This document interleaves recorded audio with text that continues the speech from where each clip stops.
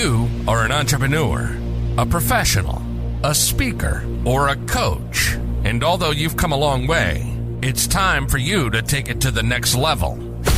We've got you. This is the Author to Authority podcast. We'll help you use authority and influencer marketing to build your business stronger and faster by publishing a book. You'll hear from guests that are thought leaders in sales, marketing, networking, communication, social media, promotion, and business leadership. Let's do it. This is the Author to Authority podcast.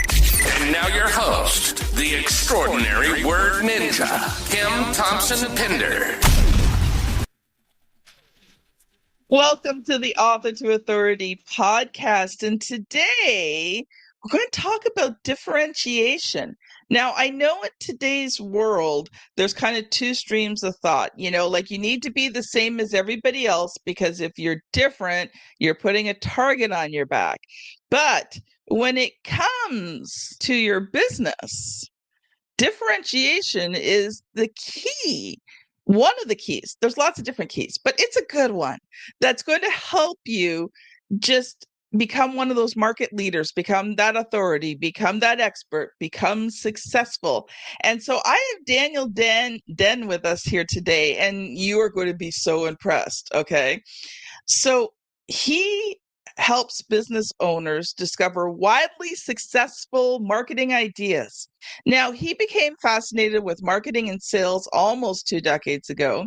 Today, he's the co-creator of the X Factor Effect methodology, where he and his team, let's get this right, have helped over 20,000 students and clients grow their business. Daniel teaches that different is the new better, and his framework includes 9 pillars for differentiating your business so that you can become a market leader or category king. Welcome to the show, Daniel. Woo! Thank you so much, Kim Thompson-Pinder, the extraordinary word ninja. Thank you so much. I'm so excited to be here. Episode 503. Is that what we are? 502. Don't get it wrong. 502, which is just as cool as 503, of course. I am so excited to be here. Kim, thank you so much. Thank you. So, Daniel, I'm just going to ask you the obvious question. And what is the power of differentiating when it comes to running a business? Well, what we like to do is we like to talk about the fact that if you and your business were, let's use the analogy of an apple. And let's say that you were an apple and everybody inside of your business was also an apple. But most everybody, they like to kind of, see what the market is doing. Most people in their business, they will look around. They'll say, what are people doing for their marketing? What are people doing for their logo? Hey, I like the way the person is doing their pricing over here. And they'll kind of take and they'll kind of pick and choose. And what they'll do is they'll mix it all up. And they'll say, hey, I like this person's offer. I like the way this person did their logo. And I like the way this person is doing their pricing. I like the way this person structured their business. I like the way this person advertises. They mix it all up and they successfully look exactly like everybody else in the market. And so if you in your market were an apple, what you successfully have done, if you kind of pick and choose and try to mix everything up and and if that's your way of being different, quote unquote, then we like to say that you've successfully become a green apple in your market. And if you were an apple in your market and you're a green apple in your market, you would look like all the other green apples in your market. And what you need to do to avoid being this green apple in your market and looking like everybody else is you need to do at least a few things so dramatically different that it moves the needle, but moves the needle in the way that your dream customers love and moves the needle in a way where you're still an apple, but you're a very desirable apple. So in this analogy of apples, you would try to be the one red apple that stands out in the sea of green apples. So the trick is, can you become that one red apple amongst the sea of green apples in your market? And the question is, how do we do that? So that's what we do. That is what we do here. And that's what we're going to explore in today's episode. And we're also, I don't usually introduce it this early in the episode, but we're also going to talk about Daniel's book, Ideas That Influence. And I'm hoping he's also going to share something about this very interesting box that he sent me. Woo, there you go. So if you're on the podcast, I'm showing this box here.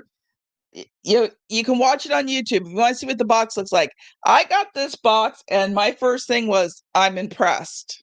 Okay, I'm a publisher, so when it comes to books and stuff, it takes quite a bit to impress me. I was impressed. And I'm thinking, I'm getting some ideas here on how I'm going to help my clients send out their books so that it stands out way above the rest. So I'm hoping, Daniel, that we can get to talk a little bit about this later on in the show.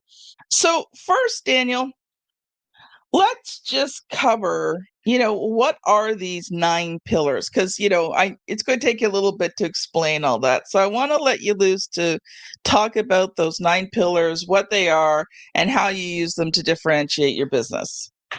Yeah, well, we definitely won't have time to go into all 9 of them, but let's touch on a few of them, and we can start with the box. So the thing that's interesting about books and information, we're in the information age. Information wants to be free, right? That's what they say. Information wants to be free. And so if information inherently wants to be free, how do you stand out? How do you still charge for your information? So what I ran into, specifically Kim, the word ninja that is so great at helping people get their books out, I ran into this issue where I wrote this amazing book, and it was based off of we taught our students a methodology, and it was all about coming up with big, bold, sticky, and wildly successful marketing ideas. We taught it during a 2-day event to our mentoring group.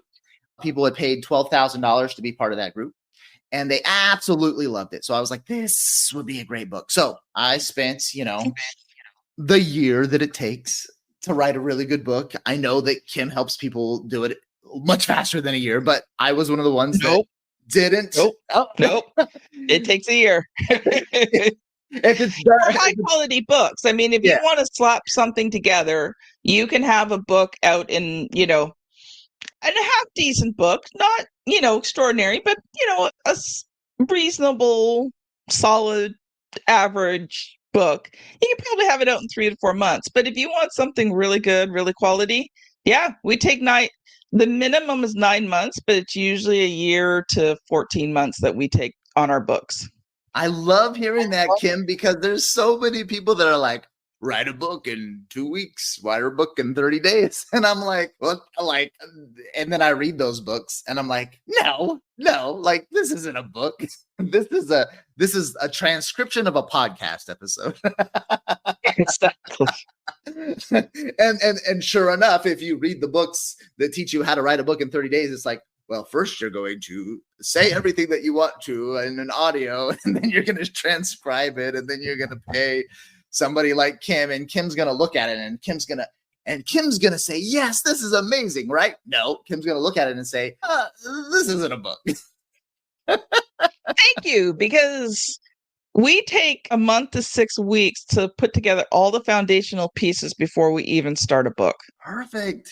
That's so interesting. So when it comes to differentiation and these 9 pillars, Kim, I think we'll do everybody a massive service if we just stick with the concept of books, because, well, we've got, between the two of us, we have tons of examples of clients that have done books, and we've got this box where I try to do something different, and you've got tons of success stories. So when it comes to the book, first of all, I was like, all right, the barrier of entry in today's market for an amazing book is it's got to be quality. So I was one of the ones that took a full year to put the book together. So at the end of that year, my editor thanked me and said, Daniel, you have no idea how many people give me a transcript that needs just so much editing that I have to pull my hair out. But you actually took the time to create something that if we published it as is, it wouldn't be that bad.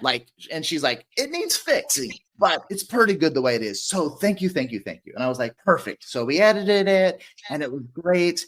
And I split tested the cover. So the cover's pretty cool. I went to 99 Designs and I picked the top 5. And I told the people, I said, we have to have a cover that sticks out. It has to be different because we're all about being different. So we came up with this differentiated book cover, and I split tested it by polling people. I said, okay, here's my top 5. Which one's your favorite? And then this was the winner. This was people were like, yeah, I could see myself picking it up off the shelf, and it's interesting, and I like it. And I was like, sweet, we've got a good book cover. So when it comes to levels of differentiation, I had the bare minimum, which is a book that is readable. Let's just stop there for a second, because, the thing is that writing a book does differentiate you in the first place. So I like that you said it was the first level of differentiation, because, you may not be able to do all of these things, but the book is one of the foundational pieces that differentiate you. When you are an author, people see you as a credible expert more so than someone who's not an author. Even if that other person has more experience than you do, more knowledge than you do, a let's say 22-year-old, okay?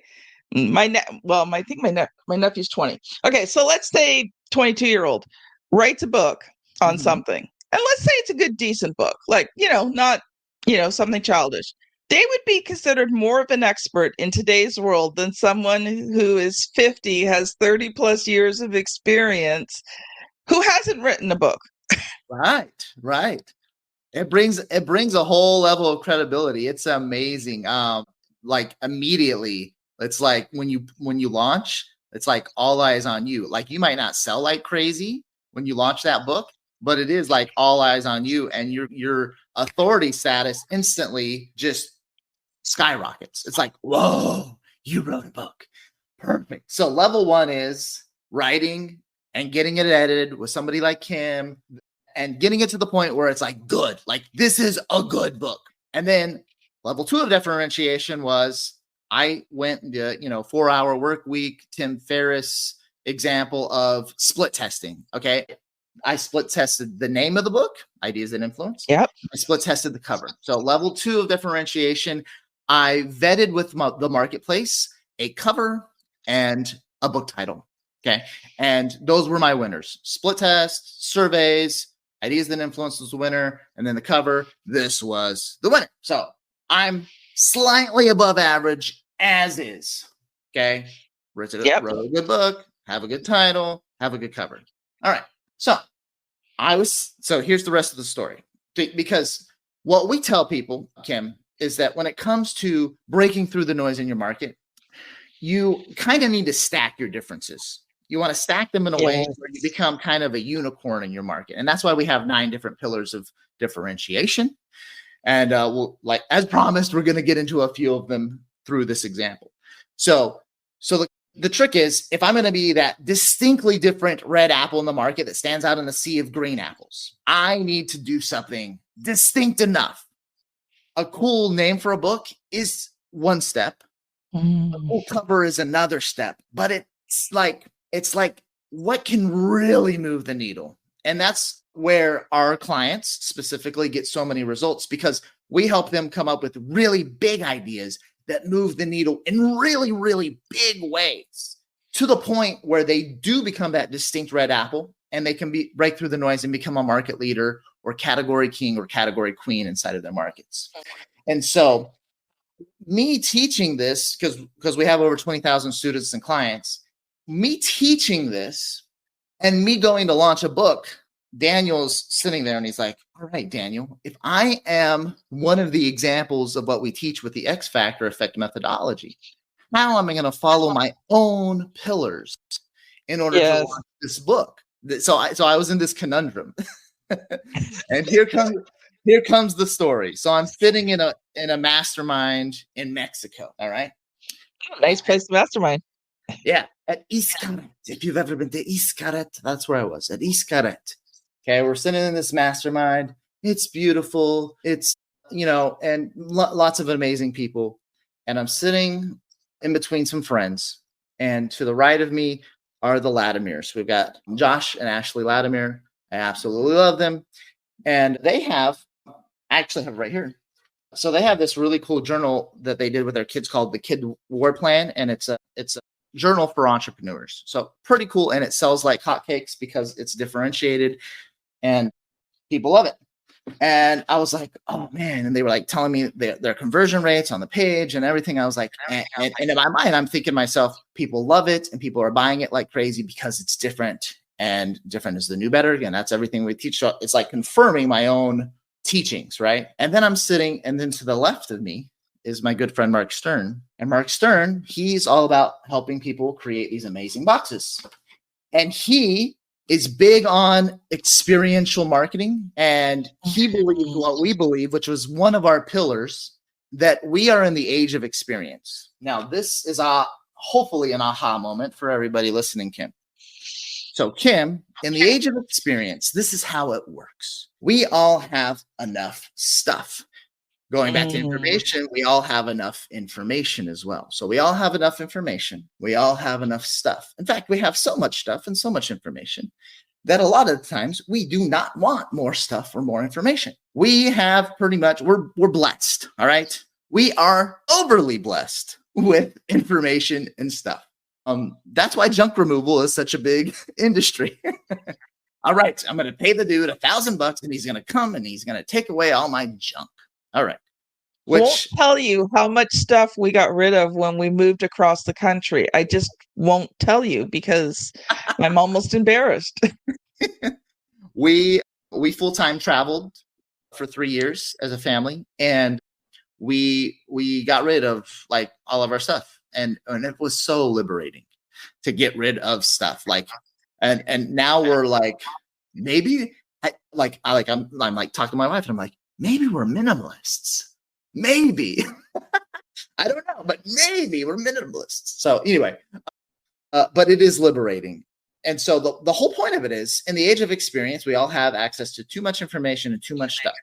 So the question is, what is it that we do, that we desire, specifically with our disposable income? What do we like to spend our money on? And the answer is, we like to spend our money on experiences. We all cannot get enough of a great experience. And that's why many of us already have our next 2 vacations planned.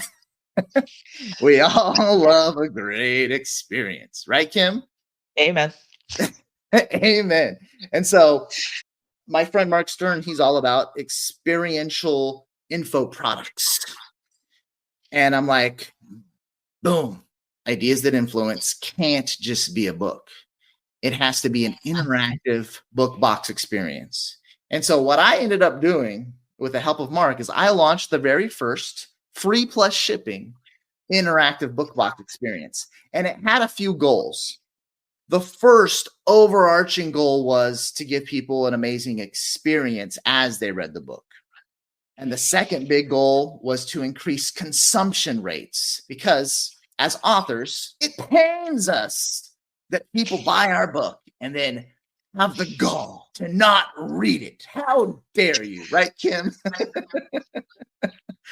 We put all this blood, sweat, and tears into the book, and they let it sit on their shelves. Shame on them, right? Right. So through the age of experience, we were like, okay, let's give people an experience along with the book. Let's increase consumption rates. And ultimately, let's increase back-end conversion rates, okay? Because if anybody that's out there and they're like, I'm going to give away this massively cool thing for free and ship it to people's homes, you have to have the back-end offer in order to back it all up, or the math, it just doesn't work, because that's just economics for you. So those were the main 3 goals. And so it was all about the experience, and it was all about increasing consumption rates. The thing about being an infopreneur, as you know, Kim, is that information is the commodity, but the experience, when people read those stories while learning the information, that's not a commodity.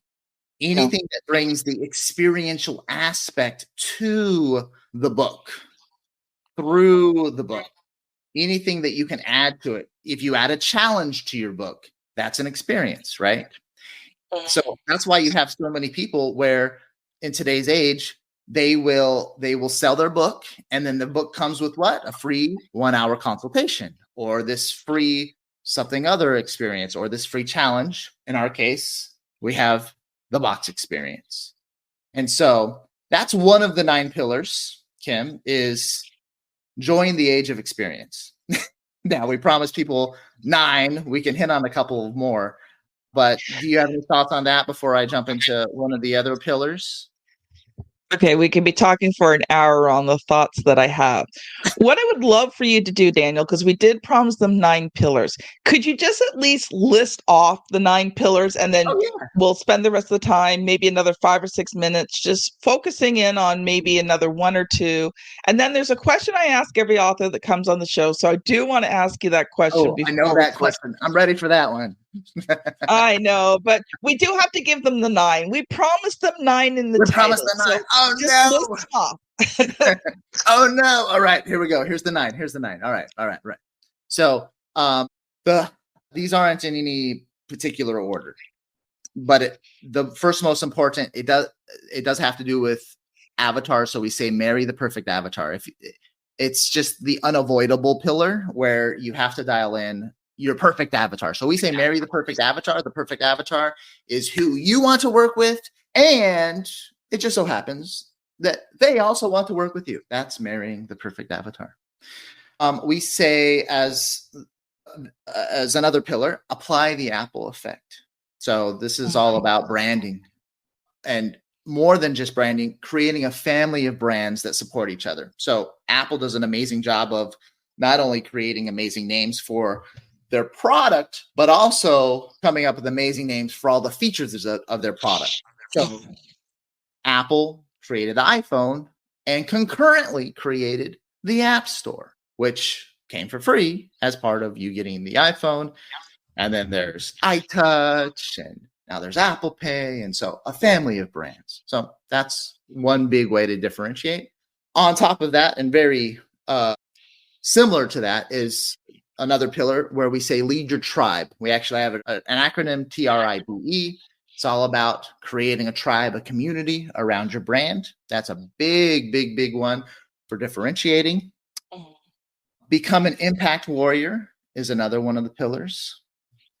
Because in today's world, people vote with their wallet in a lot of ways, and a lot of people are making purchase decisions based off of, well, quickest example is I have a friend of mine, dear friend of mine, and he does not like going to Starbucks. And I really like going to Starbucks. And he says, but Starbucks equals evil. And I say, well, maybe, but I really like Starbucks. See, I'm Canadian. I'm a Tim Hortons person all the way. Tim Hortons. I only go to Starbucks when I absolutely have no other choice. Yeah, the line's too long at Tim Hortons, and then you go to Starbucks. I get it. And that's part of the tribal aspect as well. So that leads back to tribe. Another one of the pillars is follow the celebrity code. That's where, in the case of the Author to Authority podcast, you're helping people become celebrities. You're helping people become experts and authorities through their book. And it is an amazing way to differentiate your business by putting that face to the brand, because people like to do business with people, not businesses, right? So follow the celebrity code. Create ideas that influence. So the book, this is one of the pillars. Creating ideas that influence is all about coming up with your big, bold, and sticky and wildly successful marketing ideas that break through the noise. And we've got 2 more. The last 2 are enter the offer matrix, and basically that's all about creating offers that are unique and that are different. That could be through bundling. That's one of the easiest ways, but there's lots of different ways that we teach people to create amazing offers so that you can't be compared apple to apple. Yes. You actually want to be compared when it comes to your offers and your pricing and everything that you do. You want to be compared apples to oranges, or a green apple to red apple at least. And then the last one is sexy up your sales process. And that's all about selling differently than everybody else in your market. That can be done through really sexy funnels. It can be done in the offline world through very sexy sales processes as well. But that's the 9. That right there are the 9 pillars of business differentiation that we teach through the X Factor effect. And the goal, Kim, the ultimate goal isn't to do all 9. It's to pick 3 or 4 and start with those. And usually if you can stack 3 or 4 big differences, then you've moved the needle enough where it goes all eyes on you. Just like when you launch that book and all eyes are on you because you did something different. We want all eyes on you, but we want it permanently all eyes on you inside of your niche market where you're so different that you are the unicorn in your market, but the unicorn that people love, that really sexy unicorn that people love. And where it's like, do we buy from the sexy unicorn or do we buy from everybody else that looks absolutely the same? And that's people's choice. Some people are going to go with everybody else that looks absolutely the same, and some people are going to go with you. And for the right percentage of that market share that goes with you, that elevates you as a market leader or category king or category queen inside of your market. Love it, love it, love it. Oh man. Okay, Daniel, you're coming back because there's so much we could dive into here today, and we just do not have the time. So I'm not even going to start that conversation. I wanted to hear your ideas. Ask you the question. I wanted to hear what you had to say. Okay, so quickly, you talked about the sexy sales system. And, one of the things that differentiates RTA Publishing is we actually, like, I have a sales system. It's very simple. It's non-tech. It's all very just communication and conversation and how you have those conversations and things like that. But when I was developing the new product last year, I was working with a specialist who interviewed my clients to see what differentiated me from other people. And I had given him a list of things, and he confirmed that most of those things were correct. But the one that surprised me, the one that they thought was the most important. Okay. That was lower on the list for me, but the one that they thought was most important is I actually have a complete system for writing, editing, and publishing and producing these books. And it's a very visible system. And one of the reasons people went with me is because I could show them that I have a system in place for producing these books. And I didn't realize the power of that system because people felt instantly comfortable because I had a process in place. So I wasn't winging it. I have a well-defined process. So that was just the little thought. But Daniel, we got to get to the question. I have to be fair to my audience, and I have to ask you the question I ask every author that comes on the show. All right. We got it. Daniel. I'm ready. I know it. I know the question. It's a 3-part question, right? So what was the good, the bad, and the ugly of writing, editing, and publishing that book?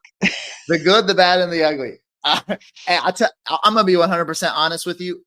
So, Kim, the good is that it's like people absolutely love it. Like they are blown away. Like I conceptualized it. I vetted it. Like I told people about it. I was like, I'm going to do this. I'm going to put, these experiences in the envelopes, and then like people's eyes would get big and I'm like, this is amazing.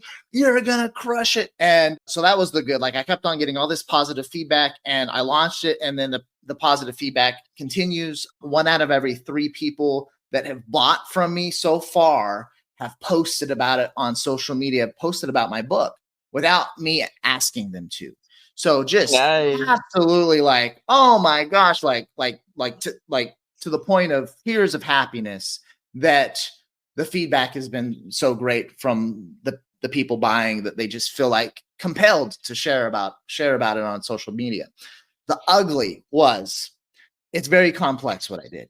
It is very complex. And we ran into multiple bottlenecks because some of the pieces inside of the box, I made it so complex that to bring costs down, we had things shipped from China and produced in China to bring the cost down, and that bottlenecked us. So I wrote the book and had the book edited, and then it took another year because I came up with this incredible idea to put it into a box experience and all the bottlenecks. So the biggest lesson from that, when it comes to the good, the bad, and the bad and the ugly, is if you're going to do something super incredible, go ahead and pinpoint possible bottlenecks, right? And try to avoid those. So come up with your big list of, 50 ideas for your really cool thing, and then pick the simplest ones that land the biggest punch, because I could have simplified the box and not run into as many bottlenecks, and still had nearly the same impact. I'd say that was the bad and the ugly. I super increased my complexity to the point of I did it in some ways unnecessarily, but it was my first time ever doing something like that. So you live and you learn. You live and you learn. Next box that we do, it's going to be way simpler, and it's going to have the same punch. So Yay! Yeah. Oh, my friend, we've only got a couple of minutes left. So what I would love for you to do is to share a final thought with us, and then how can people connect with you? And if they're really interested in the box, and I highly recommend you get the box. I don't have a lot of spare time, but I'm working through the box. You can see I've got my bookmark. I am reading the book and working through some of the things in the book. But how can they connect with you? Awesome. Thank you so much. Final thoughts, different, in the way that your customers love is one of the big keys to breaking through in your market. It's be different in a way that your customers love. Don't just be different for the sake of being different, right? Don't, funny side story. There, one time I put on this wig and this cowboy's cheerleading costume. And this was 2007, 2008 that I did it, and shot a video, and I got tons of views because I dressed up like a cheerleader. That is not different in a way that necessarily your dream customers love. It's just not. So do things that are different in a way your customers love, and you break through the noise the right way that generates sales. Once you have all that aligned, then you're on the way to success. The way to connect is I'm on socials at Daniel Din Official. And then the box, as I mentioned before, it's free plus shipping. You can grab one at Big Ideas with an S, bigideasbox.com, bigideasbox.com. You just go there, click on the button, and you put in your shipping information, and you just pay shipping and handling. And I'm going to send the whole box out to you with a book, of course, for free plus shipping. Thank you so much, Daniel. It has been a joy and a pleasure having you on the show today. Audience, we are at the end of the show, so you know what's coming up next. I'm going to tell you the next video that you should be watching, and I would love to direct your attention to episode 481, Lead Generation Unleashed, Transforming Prospects into Profits. If you're watching on YouTube, my daughter has placed the thumbnail on the screen here somewhere for you to click. And if you're on your favorite podcast app, make sure that you just use your finger. You're going to be scanning back about 20 episodes ago. 20 episodes back. I would love to encourage you. I don't say this very often, but if you're on YouTube, please hit subscribe so that you can get our twice weekly episodes. Also, if you're on your podcast app, you can, click it so that you get notified every time Author to Authority goes live twice a week. Thank you so much for listening, and we'll see you on the very next episode. Bye now. You've been listening to the Author to Authority podcast. The extraordinary word ninja, Kim Thompson Pinder, has helped over 200 entrepreneurs, professionals, speakers, and coaches write and publish their books that have become incredible marketing tools for their business. And many of those have gone on to become Amazon best-selling authors and have used their books to land high-level clients and get on big stages. We hope you've enjoyed the show. Make sure to like, rate, and review. And we'll be back soon. But in the meantime, hit the website at www.author2authoritypodcast.com. See you next time.